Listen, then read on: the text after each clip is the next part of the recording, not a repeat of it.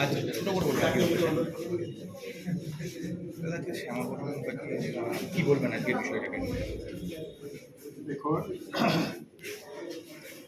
Bharat Keshari doctor Shyamaprasad মুখার্জির আজকের দিনটি ভারতীয় জনতা পার্টি সারা ভারতবর্ষব্যাপী গ্রাম থেকে গ্রামান্তর, শহর থেকে শহরাঞ্চল এবং প্রত্যেকটা কার্যালয়, প্রত্যেকটি মফস্বল জায়গায় আজকের এই মৃত্যুদিন উদযাপন হচ্ছে।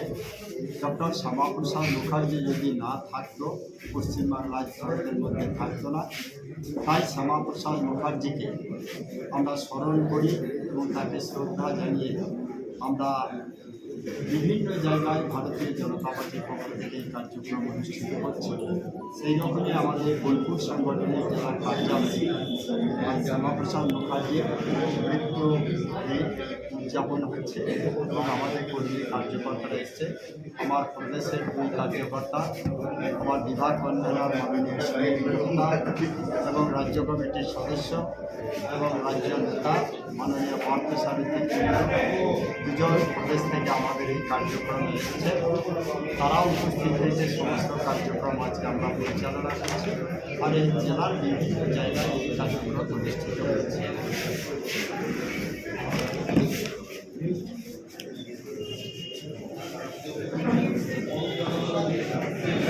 গতকাল লাভপুরের দাপুরের নেতা তৃণমূলের ছিল, গতকাল লাভপুরের পুলিশ তাকে গ্রেপ্তার করেছে আব্দুল মান্নানকে এবং তাকে আজকে বোলপুর কোর্টে নিয়ে যাওয়া হচ্ছে। কী বলবেন এই বিষয়টায়?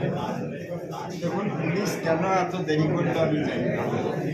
একে তো আরও আগে গ্রেপ্তার করা উচিত ছিল। মান্নান বাবু তৃণমূল ক্ষমতায় থাকার সময় যা যা কাজ করেছে সেটা অভাবনীয় এবং তার ভাষা খুঁজে পাওয়া যায়। তিনি একজন মুসলিম লিডার।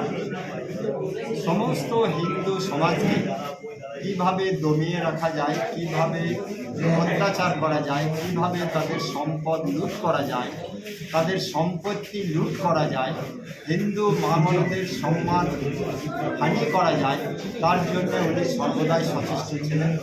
সরকারি প্রকল্পের যত টাকা, পাবলিকের যত বেনিফিশিয়ারি যা টাকা, এক কথায় সরকারি পাবলিক সমস্ত টাকা ব্যক্তিগতভাবে আত্মসাৎ করেছে। এবং সেই মান্নান বাবু রাজনীতি করার আগে কি ছিলেন আর এই 15 বছর রাজনীতি করার পর কী হয়েছে এটা আপনারাও জানেন, বীরভূম জেলার মানুষও জানেন।